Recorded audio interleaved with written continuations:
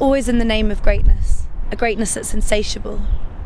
Retreating back down the Thames to the heart of darkness, overwhelmed by the starkness of these rainy British days, by the steel and the glassiness of Canary Wharf, the capital of capital, where Thatcher began it all, where trickle down turned into look around and see instead the gated communities, the tales of two cities, where we forge broken ties out of speculation so that debt becomes the word that defines our nation.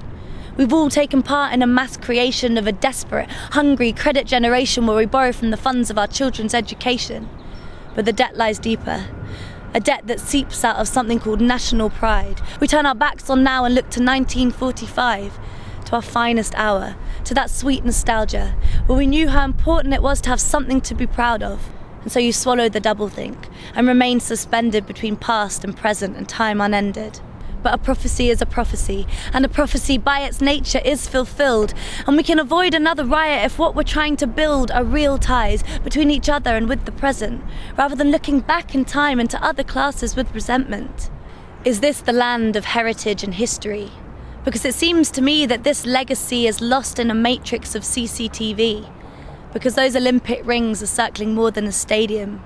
They circle our skin and we stand in the shade of them, still told to keep calm and carry on as if someone's invading them. But I was told that the walls came down the year I was born, so why am I kept back by wire stretching 12 feet tall? A patchwork pattern stretches out in zones below, an assault course of grey punctured with danger of death by electric shock yellow. And I recognise that effect, don't you? Or let's just call it the Enclosure Act Mark II, where the common land is privatised and the territories are marked under threatening skies. The fences glimmer in the shadow of high-rise and the reflection shines back in our eyes as we retreat inside ourselves, as we learn to despise the strangers who press in on every side. Can't you see we're atomised? And all roads lead eventually, not to Rome but inevitably to the Westfield Stratford retail city. This globe of commerce, oh what a thing of beauty, to bypass completely the local community. You don't see the crumbling precinct. You can turn your eyes from poverty because here, old is old news and we specialise in novelty. And I've been there. It's so bright it hurts me.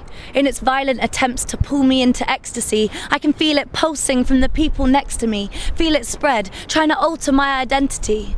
But if you look at ecstasy, etymologically, it's about being beside yourself, outside yourself, to be for a moment someone other than yourself. And isn't that what's needed to create a legacy? To feel a sense of responsibility?